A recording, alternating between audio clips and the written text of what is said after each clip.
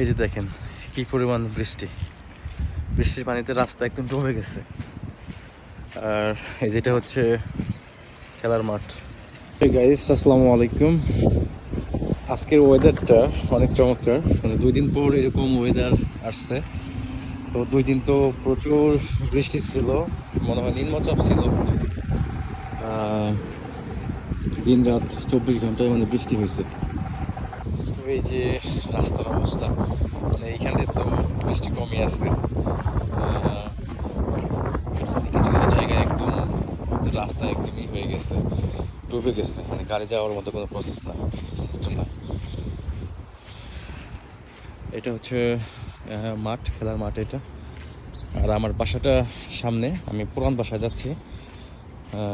আমি আর কি নতুন বাসায় উঠছি, পুরান বাসায় যাচ্ছে এখন।